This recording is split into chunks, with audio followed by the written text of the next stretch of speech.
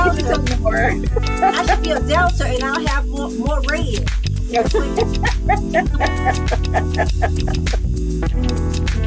Good afternoon, everyone. Yeah. We are getting ready to go live. Daryl?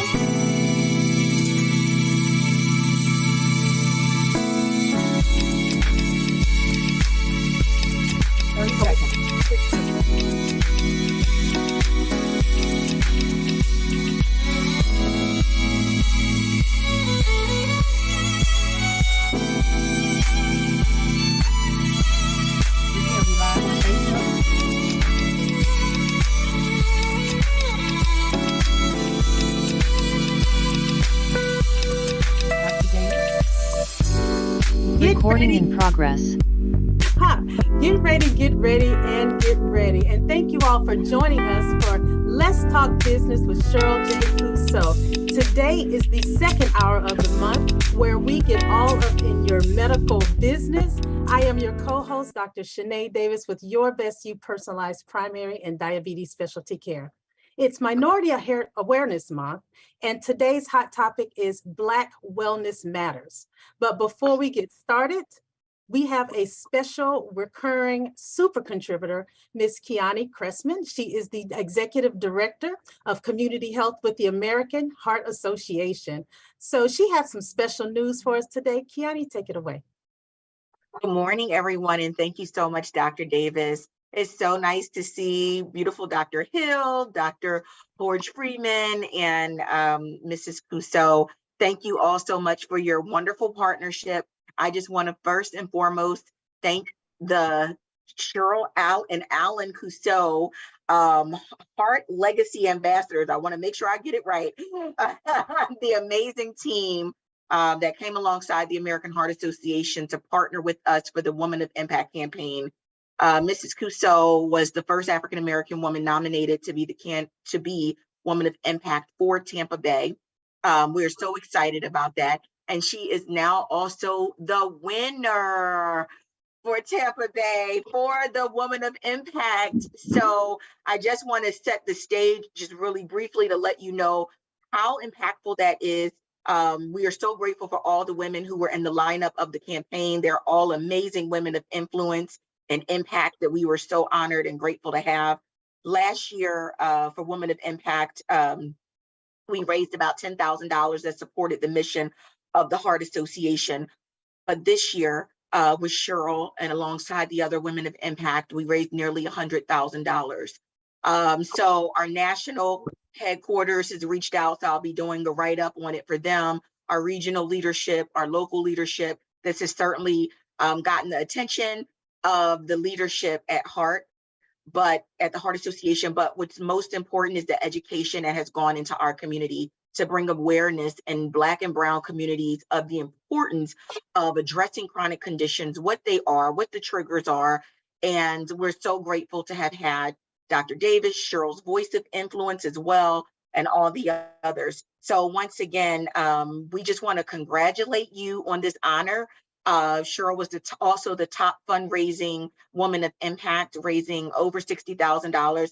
Every Woman of Impact raised over $10,000. And like I mentioned last year, it was $10,000 total. So to hit nearly $100,000 to support our mission, which encompasses in the Tampa Bay area, women in reducing risk, we address maternal health. We put CPR kits for moms and infant care units and hospitals all across Tampa Bay. We meet people where they are and in those zip codes that need it the most. Those funds go to support food and nutrition security. We have partnerships with over 50 food banks and food rescue organizations throughout Tampa Bay. Community readiness. I just want everybody to know that it's not just going into an abyss, but these funds are literally supporting education and hands-on work in our Tampa Bay community. And we couldn't be more grateful. So as executive director of this market and being the first African-American executive director of this market, I feel so blessed and fortunate that we're able to now celebrate this great milestone. And it wouldn't also be possible without the leadership of our campaign director, Shayna Bono, who has worked in tandem so hard with Sherryl and her amazing team. So thank you all. No pun intended, from our whole heart, not from the bottom, from the whole thing, top, bottom, sides. thank you for being the amazing women and men who have supported this initiative. Well, Kiani Cressman, thank you. It has been quite the journey. I'm glad it's over. I'm thankful for the faith that you all had and recognizing some of the work that I've been blessed to do in our community. I appreciate that. I accepted the nomination with the understanding that I would give it 100%. And that is my best, 100%. I'm thankful for Dr. Davis, who has pushed me, who has been by my side every step of the way. She was the first ambassador. So we named our team the Alan and Sherryl Heart Legacy Ambassadors. We knew that this would create a legacy for our community. We knew that this would create a legacy for the women who are working so hard, but yet suffering with heart disease being the #1 killer. And also the amazing team.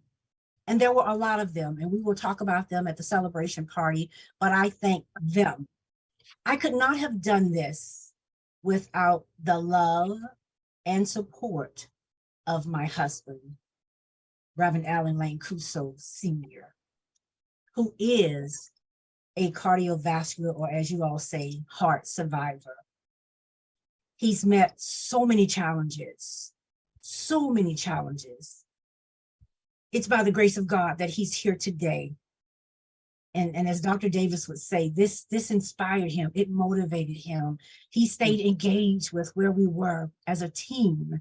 And now we get to celebrate him and all of the incredible women and team members. So again, to your team, my friend over there, Shayna, Nina, Johnny, we've been working, Ellery, side by side. I thank you all. We will continue. Am I really saying this? We will continue to make an impact for the duration of this year's reign and then some. So from my whole heart, my two hearts, Alan and Sherryl, we say thank you to the American Heart Association. But that representation was so important that our community, from sponsors, we did fundraising, and we did heart health activity raising. Yes, we did. It took all of that to make the impact. So thank you. That was wonderful. Thank you so much. And so once again, we are so grateful for your partnership, for your friendship, for the treasure of all of your time. I had to keep myself together seeing all of your beautiful faces at the luncheon. It just meant so much to me to see our community represent and show out strong, and the leadership that's demonstrated on this call today. So I wish I could say even more, but thank you so much. And Dr. Hill, please give a shout out to Dr. Sneed for me. He's our health equity chair, board member for the American Heart Association. Yes. So I work very closely with Dr. Sneed, and can't wait to have lunch with you. It's just been a whirlwind here with me starting this role. So please know you are on my mind. I literally have an email in my draft box to you. So. Well, Kiani, you may not know this. Well, you do know that Dr. Sneed is certainly a guest panelist on our show, but you also, I think you've made the connection now that Dr. Elizabeth Horge, Hordge Freeman, is the sister of Jeanette Diva J. Horge Smith. They're sisters. What? And so, yes, so everybody here, everybody on this show, including awesome. In News, were contributors to this phenomenal campaign. Thank you so much, Dr. Horge Freeman. Thank you. I hope you'll be at the celebration if your time permits. I know these are some busy, amazing women on this on this show today. So hoping I can get to see you. If not, we'll make plans so that can happen. I'll meet you where you are and work around your schedule as we move into the summer, because things slow up just a little bit for us. But Thank you again. Thank you so much for your time, your treasure, and your presence, which means the world to us and has really put us on the map as American Heart Association in Tampa Bay, especially in communities that we need to get the attention of the most, on what we do and why what we do is so important to our community. Absolutely. So, Dr. Davis? Absolutely. I just can't tell you how much my heart is overjoyed. And Ms. Cressman and Sherryl, I know it was a leap to be first, but if we're first in mortality and morbidity with Heart Association, we can be first in prevention. And I am just so overjoyed myself. I used the word on my letter on my campaign page. I said, with all of these firsts, for this first footprint for people of color and the representation of the first woman of color by a substantial woman in our community, we wanted that footprint to be just as substantial as we walk into this path. So it's Minority Health Awareness Month, and we want our community to be aware that wellness is the way. So Black Lives Matter and Black wellness matters. We are forever talking about the heart disease and all the disparities that are there, but there's also a disparity in wellness. So this footprint that we've put in, that Sherryl has led the way in, is a way towards wellness. All of the resources that Ms. Cressman has talked about, they're going to come to our community. They're coming to our community because we're first when it comes to mortality. So we want to bring that train backwards, and we want to be first when it comes to prevention. We want to be first when it comes to awareness, and that's what our show is about today. So wellness. Wellness is different from health. Health is a static state. You know, you are healthy today. Your numbers tell us about your cholesterol, your blood pressure, your blood sugar. That is the state of your health right here and right now. Wellness is a journey. Wellness is a journey. So we have two phenomenal representatives from the University of South Florida, one of the leaders in research in our state and now the nation, on with our show today to talk to us about wellness and their unique footprint that they've made in Tampa and beyond. Sherryl, will you tell us about our awesome guest today? I am trying to pull myself together, but I will give it my best. Listen. To our radio listening audience, first, thank you for tuning in with us. Please take a moment, like and share the post.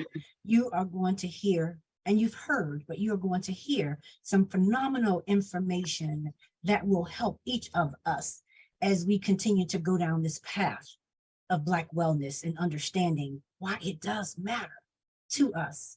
So joining us, both have been guests on Let's Talk Business with SJC and Dr. Davis and DJ Hodge before Hodge Smith. But we have Dr. Elizabeth Hodge Friedman. She is the Associate Professor of Sociology and Interim Associate Vice Provost for Faculty Recruitment, Retention, and Engagement at the University of South Florida. She received her BA from Cornell University and her MA and PhD in Sociology from Duke University. She is the author of The Color of Love, Racial Features, Stigma, Socialization in Black Brazilian Families, 2015. A 3-time award-winning book and the topic of her 2015 TED Talk. There's so much information I could begin to share with you, but we're going to link her phenomenal bio in our thank you post, because the information that she has to say to you today, she will say is far more important than hearing some of the other work that we can certainly come back and glean from. Welcome back to the show, but I would not be remiss without saying she's a beautiful wife and a phenomenal mother. Welcome to the show, Dr. Hodge Friedman. Thank you so much. It's always such a pleasure to listen and be part of this show. So thank you for having me. You are more than welcome. So joining her And this is just phenomenal. This is like USF Bulls Day, right, Dr. Davis? We had 2 ambassadors on our team from USF. We may have had more than 2, but right off the bat, the Honorable Leslie Les Miller, the Honorable Edwin Noreen. They were ambassadors on our team. So you guys know those names. Welcome back to the show, Dr. Angela Hill, a pharmacist and tenured professor and associate dean of clinical practice and past chair of the USF Tunisia College of Pharmacy. Dr. Hill received her doctorate of pharmacy degree from Florida A&M University and has worked and consulted for community pharmacy practice, outpatient substance abuse treatment programs, primary care, long-term care, and carved out specialty areas of practice to include, but not limited to, geriatrics, psychiatry, neurology, alternative medicine, and substance abuse. There's also another special duty that she holds, and that is of the Associate Dean of Clinical Affairs, including her serving as the project manager for We Care, the community outreach arm for the college, where she coordinates activities within the community to recruit, retain, and educate minorities on research participation, and provides educational workshops on diseases that plague minority communities. We could not have found 2 more appropriate guests on the show today, Dr. Davis. Thank you. Absolutely, absolutely. Black wellness is absolutely in the wheelhouse of the professionals that we have on board today. So the impact of stress and living environments, employment, racism, the sense of self-worth and on physical health is just, around us every day, There is a triangle that I like to emphasize when I talk about wellness, that of mental health, that of physical health, and also a social health. And though the legs of that triangle can't stand in a equilateral stance without all of them working together. So let me ask the both of you, starting with Dr. Freeman, from a social science standpoint, can you talk about some of the intersections of those social elements that I mentioned and how they may impact health? No, I think I really appreciate being invited here, because as a sociologist, health is just one of the things that I study. But what I think the insights of sociology allow us to understand is what we call the social determinants of health, the factors that impact people's health. Your living environment, your access to economic opportunities, education, your social and community context. All of these things come together to inform people's physical and mental health outcomes. And when we talk about wellness, which I think is such a great framework to think about, we have to go beyond some of the traditional measures that we think about when we think about health. Relationships matter. The way that you're treated daily matters. There's some really interesting research about what it means to experience racism and how people who report experiencing racism also, and microaggressions, for example, report higher levels of heart disease. So stress from daily racist encounters can actually have been associated with these kind of chronic low-grade inflammation. So here we see how social interactions, day-to-day interactions, actually impact your health outcomes. And so as a sociologist, these are some of the connections that we make. And perhaps later on, we can talk about what this means specifically for Black women when they're mothers, even when they're not mothers. But there's some interesting studies about how pregnant Black women who report higher levels of discrimination also have babies that tend to have lower birth rates or weights. So this is how we see the connections between the social factors impacting health outcomes. Absolutely. It's really important that you brought up the social determinants of health, specifically when it comes to nutrition, interactions with our outside in our outside relationships, working relationships, relationships within our homes, within our amongst our friends, nutrition access, health access, our environment, and what we know, our health literacy per se. Those things absolutely affect us physically. In the We Care program that Dr. Hill is director of, you address some of those things directly. So can you tell us, with the people that you connect with, what are some of the presenting issues that they talk about? The heart disease, the mental health, their ability to make healthy choices based on their access or, you know, what's in their community, for example, food deserts and whatnot. Talk to us about the physical impact of those things and how those patients present to your programs. Well, first of all, let me just thank you for being here. And I think Dr. Horst Freeman really established a very great foundation in terms of what we're dealing with. So We Care's mission really is to try to help close that gap of health disparities, while at the same time trying to assist the research community in developing drugs and devices and things that would benefit us. But We Care's mindset is that there's a need for us to really serve, you know, as a resource for the community to understand the brevity of holistic health.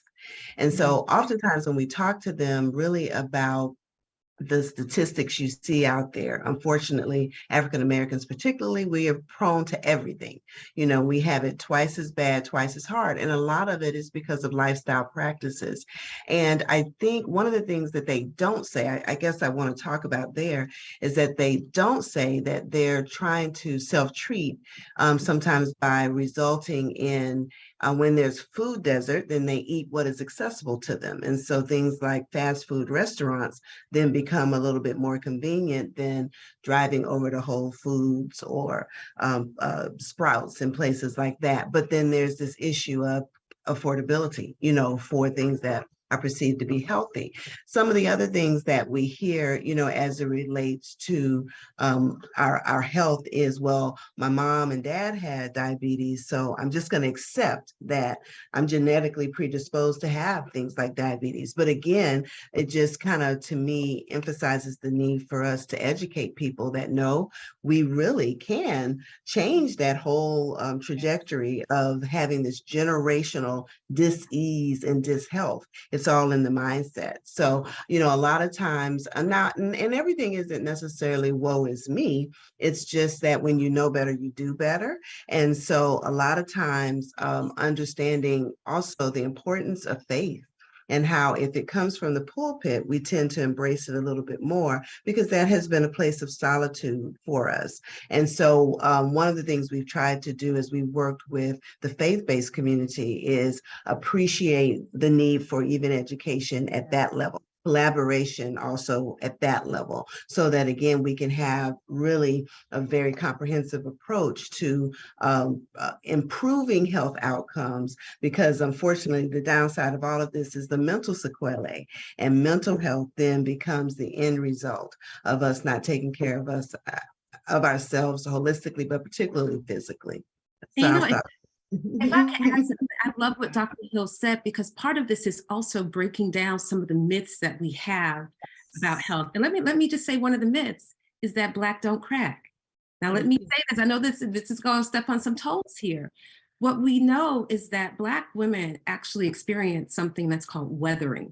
A lot of people haven't heard of this, but it's essentially where Black women experience a type of accelerated aging, so that they're aging actually faster than other groups. And so while we look good on the outside, right, inside, what we know is that things are happening that's actually accelerating our negative health outcomes. And what the research shows is that racial discrimination is part of what is leading us to actually age faster and earlier. So I think we also have to be able to push past some of the mythologies around our health to really be able to make the good type of decisions that we know are important, and to advocate for the types of social structures, access to food and healthcare that's necessary.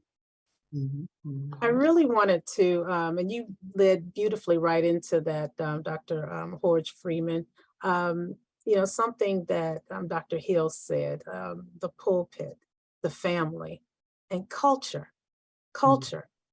Our culture and other minority cultures, they have, we have certain beliefs about health seeking. So as a sociologist and in your professional experience, what have you seen in terms of effective mechanisms to curb sort of our beliefs per se, sort of the beliefs of minority cultures in using some of these holistic, herbal, non-traditional treatments? How do we work to steer them towards at least a hybrid approach to healthcare? Yeah, well, I think my response to this is twofold. And always as a sociologist, I go back to this isn't just about individuals, how do we steer individuals? It's how do we build the social structures that give people what they need to be healthy.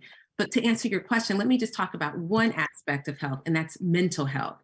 So one of the issues is that, you know, if you go to church and pray it away, it'll go away. This is a huge one because while the Black church has historically been such an important fundamental institution for us, we also have to be able to recognize some of the limitations of the church. It doesn't mean that you're not praying, but it also means that in addition to praying, you're going to a therapist. You might actually need some meds. And so in order for people to see that as a viable option, I think the community becomes important. One of the things that Dr. Hill does is she brings these community conversations together. When we see each other relying on therapy, using meds that are appropriate, we come to destigmatize it and see it as normal. So I think the normalization of seeking help is a really important part of kind of getting past some of the stigmas that exist. I love what you said, to normalize seeking help. And I want to bring Sherryl in at this juncture, because in her efforts her successful efforts to raise money and to glean attention, gather attention from different churches, our faith-based community, she actually boosted her fundraising by physically walking into churches, you know, being seated a platform to talk about what she's doing for us as a community. Sherryl, tell us about those efforts and your success. Thank you. And thank you so much, Dr. Horace Freeman, for bringing that to the forefront. And I love the way my pastor says it all the time. And he's been very transparent, the Reverend Larry L. Roundtree the second, and I have to tell you all, he's celebrating this weekend, the 10th anniversary of the pastor of New Mount Zion Missionary Baptist Church. And that's great in today's history of, if you will, Black churches. One of the things that he said when he was at the Go Red Luncheon and understood the importance of heart disease being the #1 killer and wanted us to do something with our church. So we came up with a platform, Heart and Souls Sunday. I mean, that one Sunday, we traveled to 3 churches. Don't even know how we did it, but by the grace of God. But here's what he said. He said, this is important. It's important that we allow the American Heart Association and other entities to come into our churches. He said, I believe he said, I'm 42 and I have hypertension. I'm trying to do better, but I'm telling you, because I have to see my doctor. I have to take my meds. I have to eat properly. I have to exercise. Yes, at his young age. And he said to me, you can't stop. We have to continue to have the conversation in our church family. And many of our churches have healthcare ministries, but let me share a consistent thread. And it was about 9 or 10 churches that participated. Ricky has them up on the screen. New Mount Zion Missionary Baptist Church, West Tampa, First Baptist of West Tampa. We also had Emmanuel Tabernacle. We had Exciting Faith Alive. We had Allen Temple AME. We had All Saints Worship, a global international church.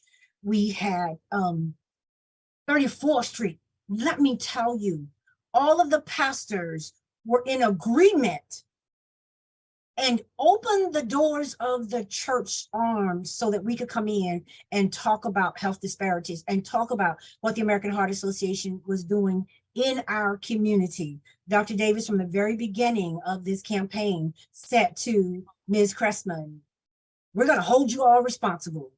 We need to see what you are doing in our marginalized communities, specifically our Black and brown communities. And she said, hold me accountable.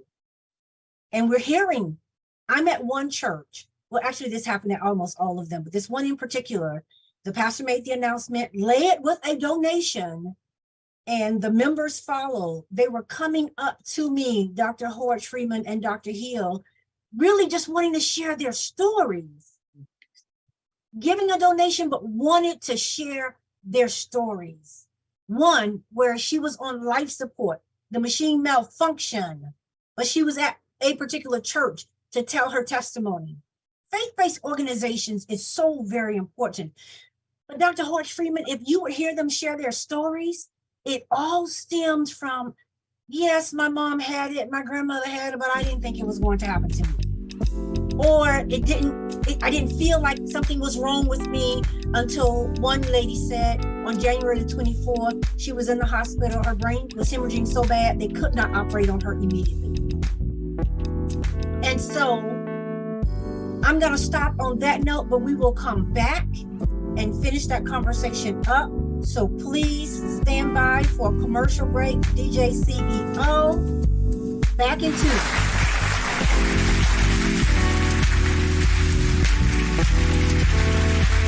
Who doesn't love being number one?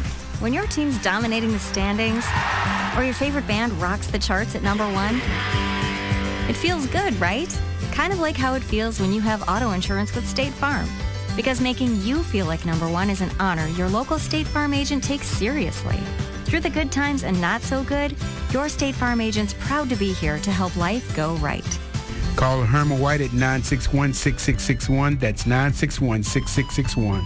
Hi, I'm Angela Birdsong, and during the week, they call me the Medicare lady.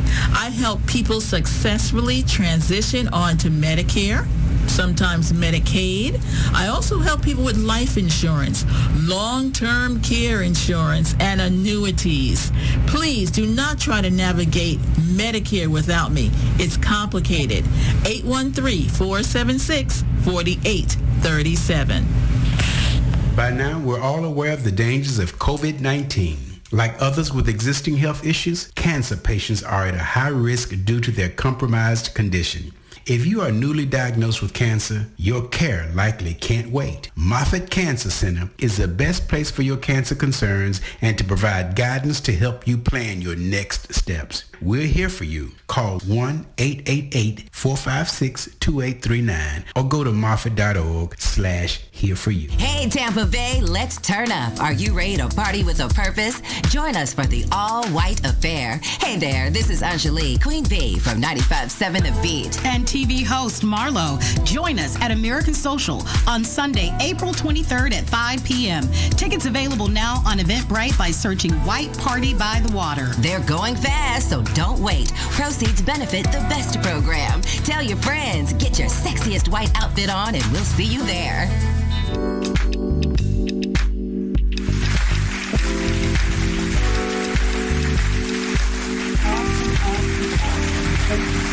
Thank you to our sponsor, Moffitt Cancer Center, who has been a supporter of Let's Talk Business with SJC, and my co-host, Dr. Shanae Davis, for now almost 3 years. And we appreciate the support and the fact that they are showing that they are investing in our minority communities, not just for our show, but to Black media. And that's inclusive of all of our major Black media outlets. So back to understanding what's been going on with our campaign when it comes to our faith-based organizations. To have been allowed, and thank you to all of the pastors. I've sent them a thank you, and I'm thanking them privately and publicly right here on the show. What happened to have members come up to you after the show? And Dr. Hill, you will appreciate this.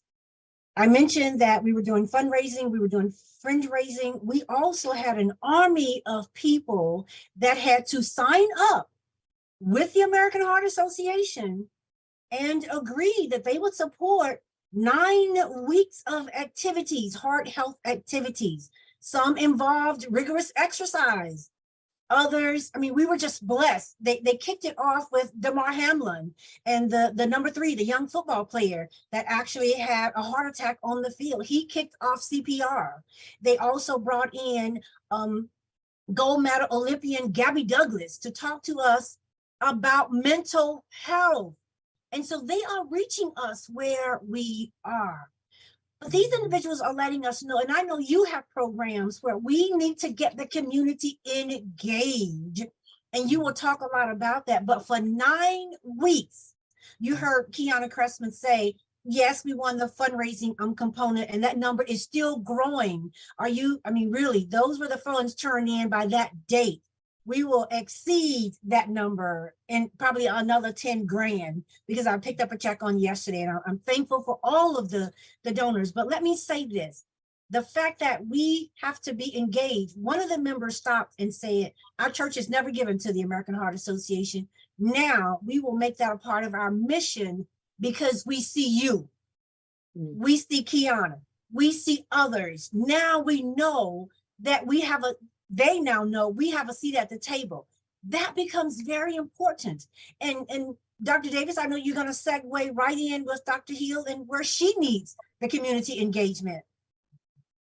Absolutely, absolutely. And what you highlighted, Cheryl, is one of the most important parts of that substantial footprint. This means your success in this campaign to be the first person of color, not just a part of this race, but become the woman of influence. This has given us not only a seat at the table, but it's given the Heart Association the expectation of a sustained presence in our community. Our mission, as well as a part of this show and talking about minority health issues, is a mission of support. A safe space so that we can talk, so that we can ask questions. And being that wellness is more than just the absence of disease, we want to, just provide somewhere to go, somewhere to ask.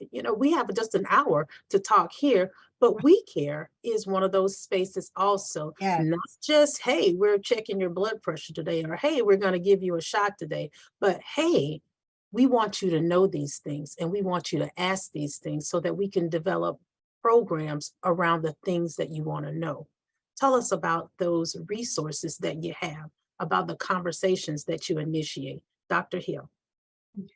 So as I mentioned, we've been talking with the faith-based community, but we've also been making a point of connecting with sororities like ours, Delta Sigma Theta, the Zetas, et cetera, and trying to do collaborative events. Like you actually helped participate in one of our fall vaccine events, which was on the end, I think, of the peak of COVID, but nonetheless, such a necessary to get out and remind people the importance of vaccinating.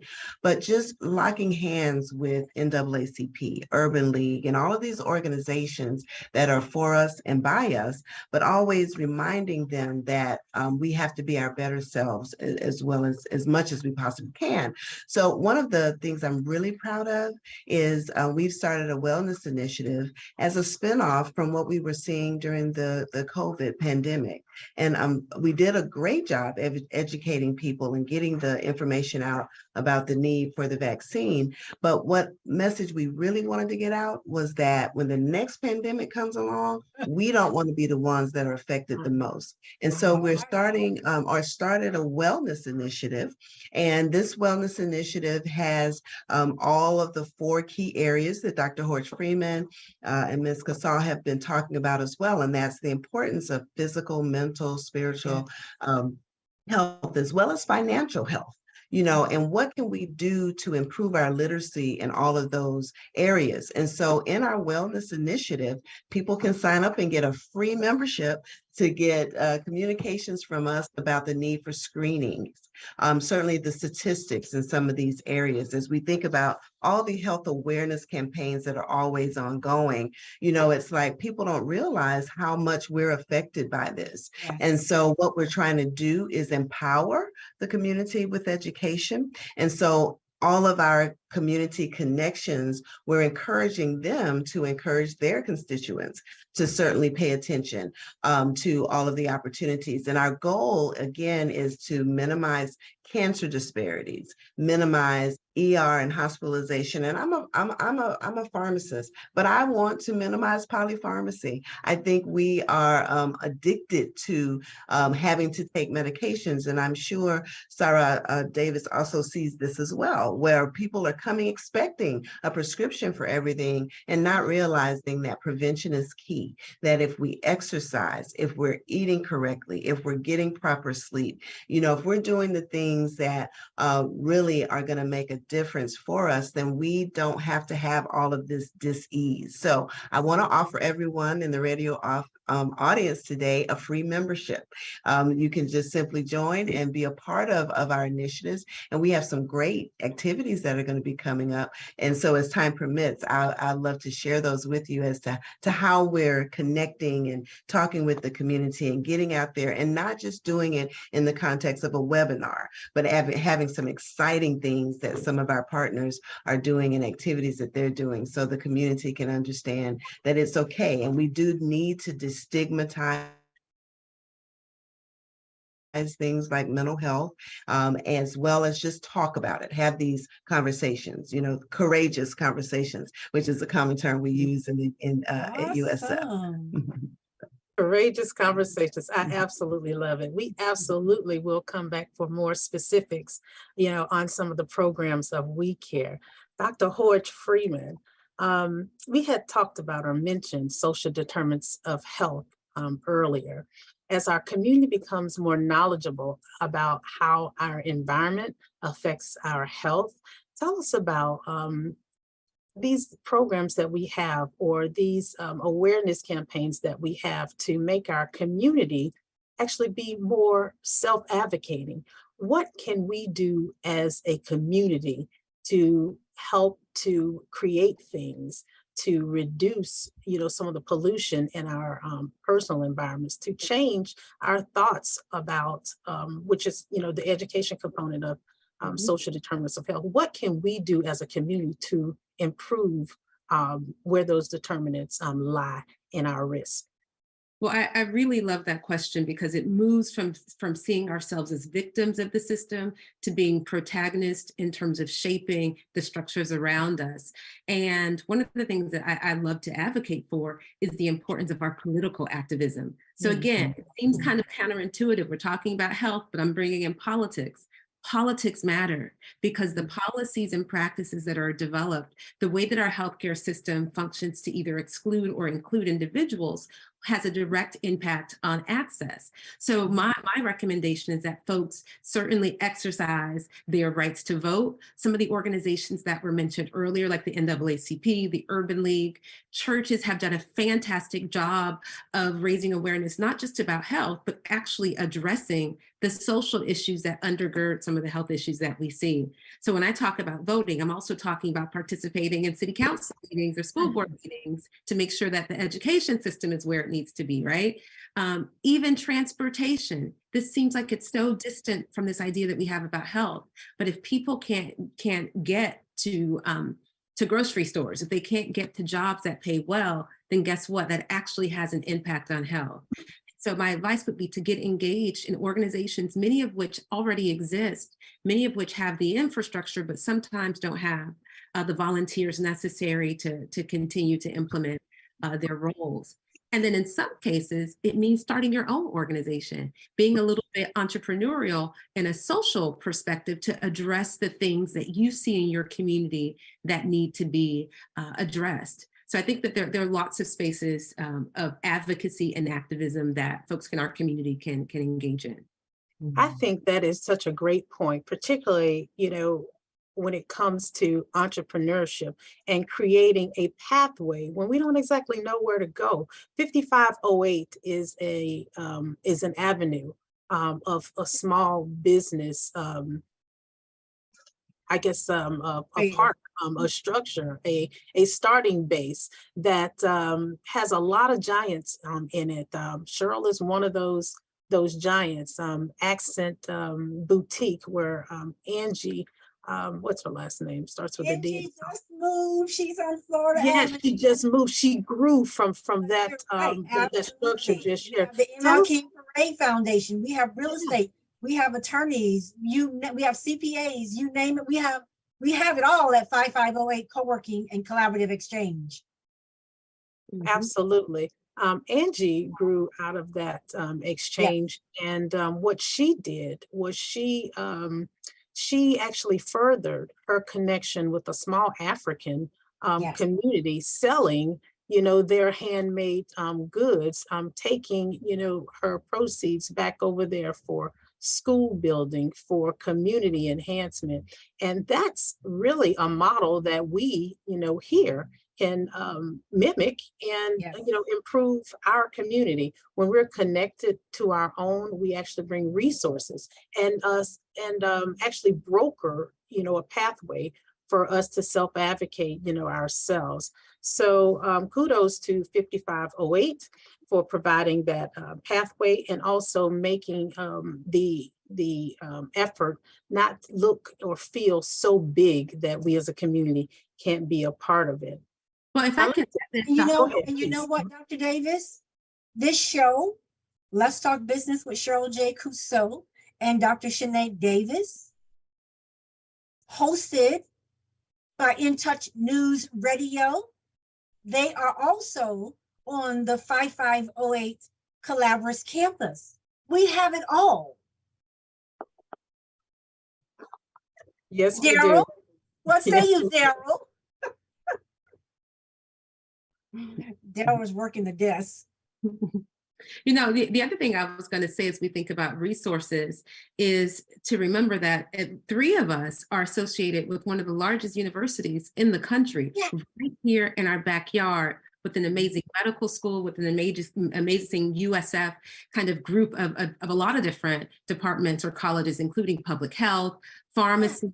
And so I think that what we also have to do is remember the resources that we have and key into that. One of my roles is to help recruit faculty members and to get them out in the community. Dr. Hill does an amazing job at modeling what that could look like. But imagine if even more faculty members develop programs and were just as active as she was, then we're able to bring the information that we're talking about to the community and meet them where they are.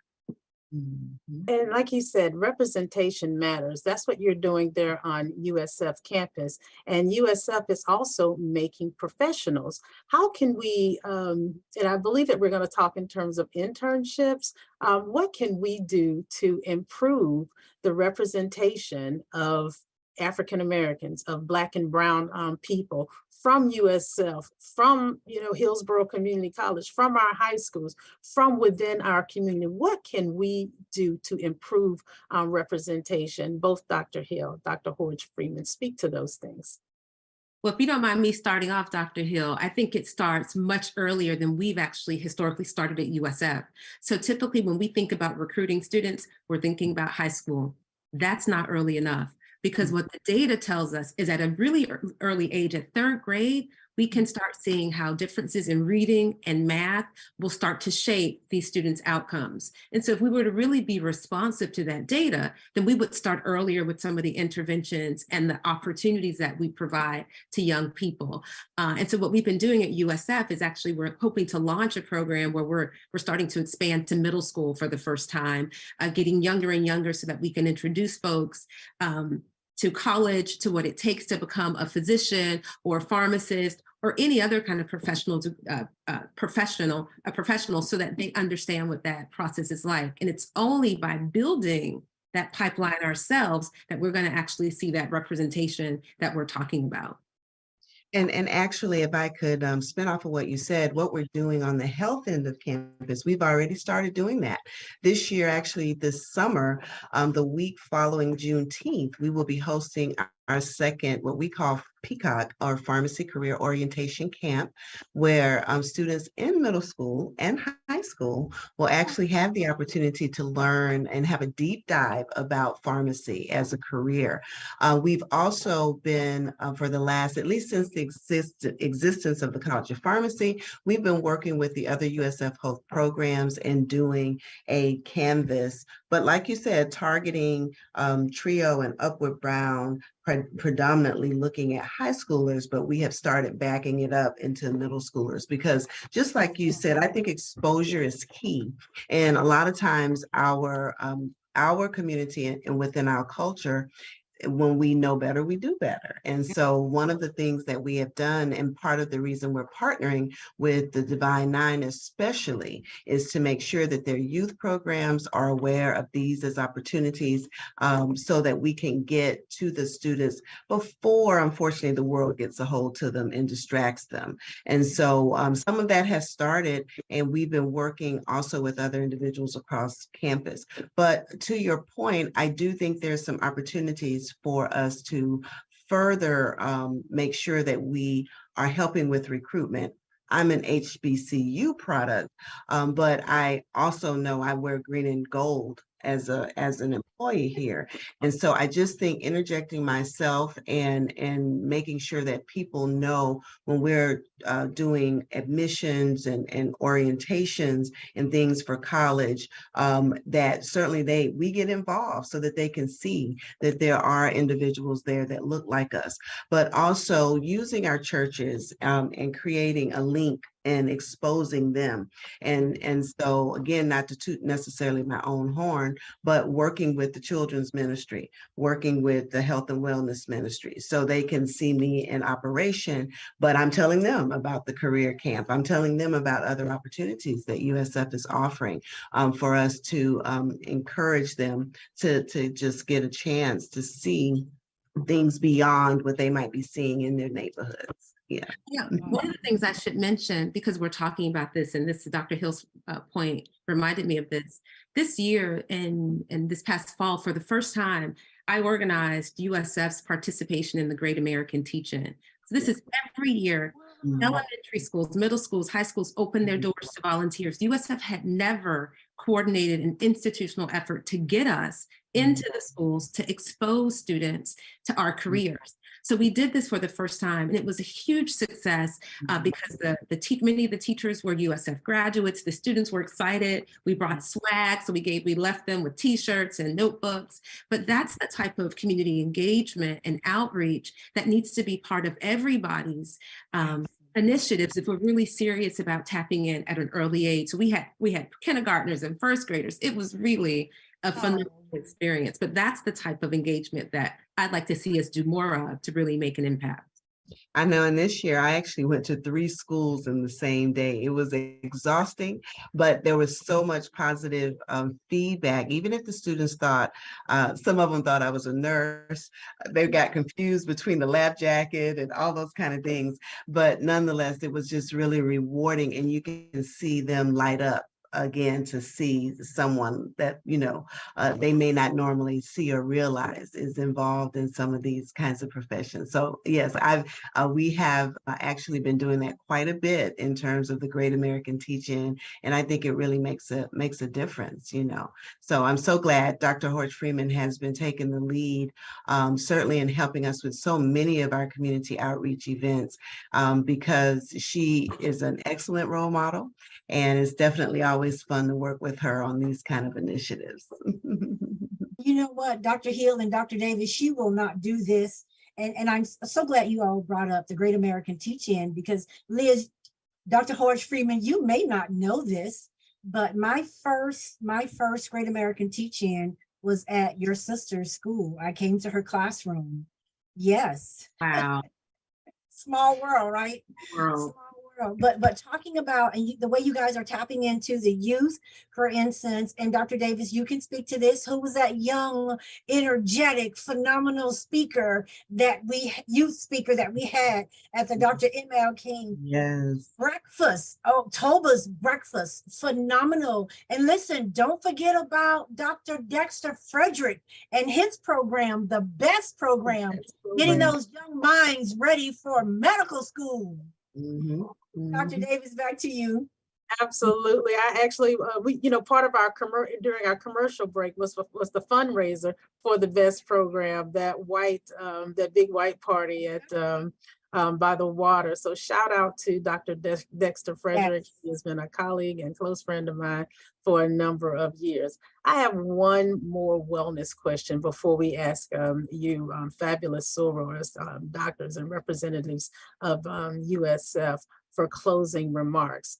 We've talked a lot about our youth. We're here in Tampa Bay, and also there are some fabulous, athletes that come from the University of South Florida.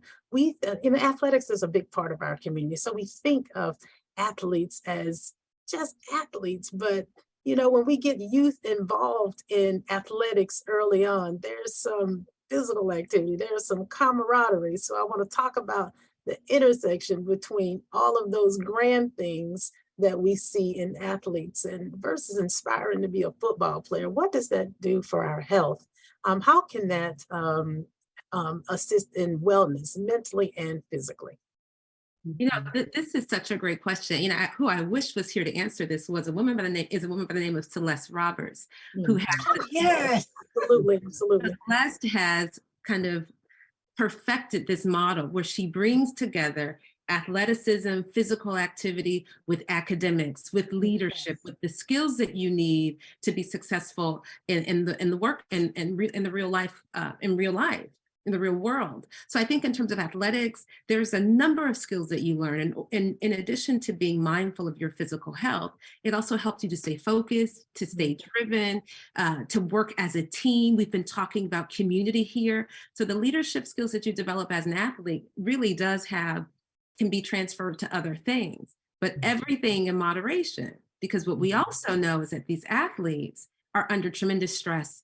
And if we're talking about football, we know that they might make millions in the league, but when they leave, they have lifelong illnesses, sometimes brain injuries that they have to deal with. So I think that it's all about balancing what's really great about sports with what it means when you take things too far. But if you can find that balance point, I think it can lead to some amazing results.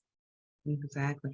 And one of the things with the youth is the athletes are such an impressionable source for young kids, and many of them want to be athletes, but they also know that they all can't be athletes. And so we're fortunate that I think also in the Tampa Bay area, we have some who have gone on to professional level sports who don't mind reaching back and helping the youth recognize that this can be them also, and that they can have a future, but to also value the importance of academics. And in some of the wellness programming that we've been doing, we've been connecting with athletes.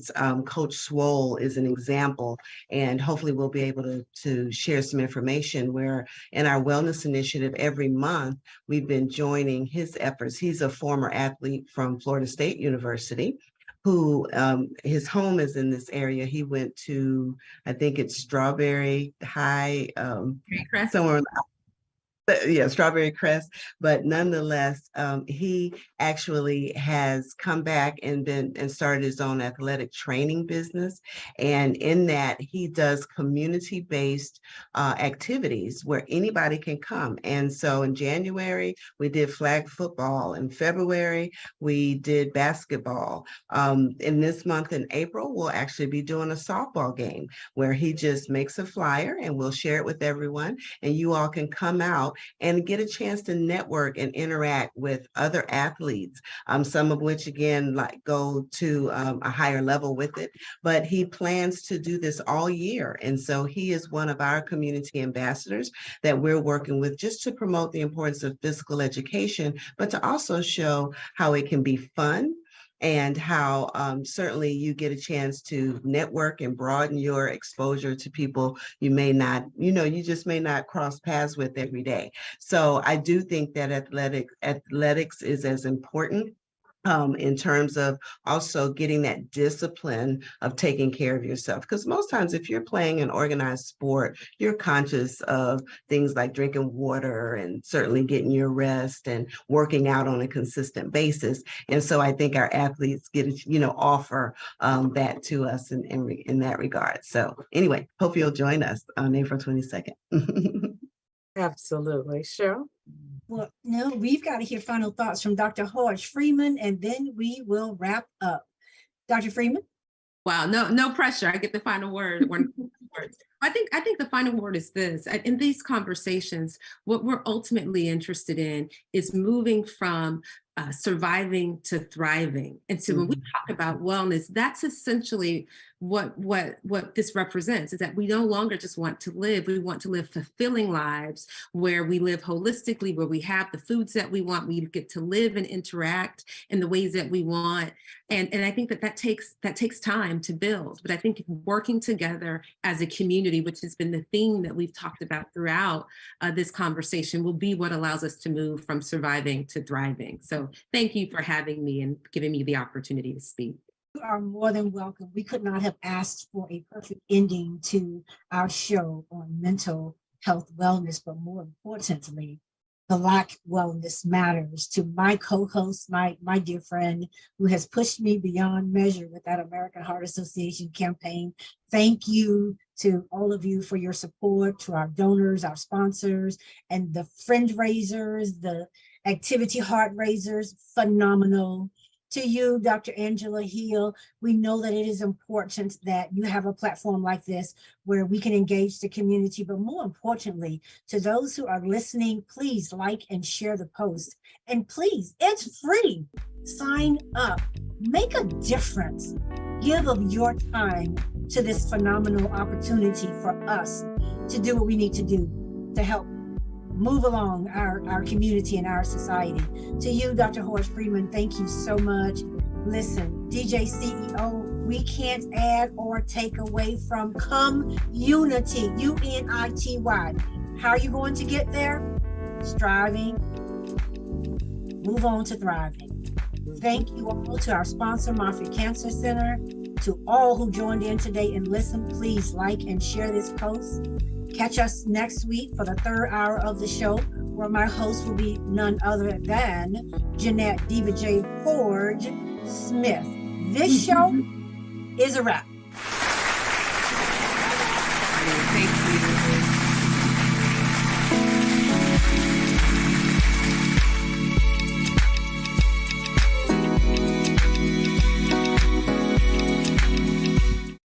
you. All right. We got to talk, Sarah.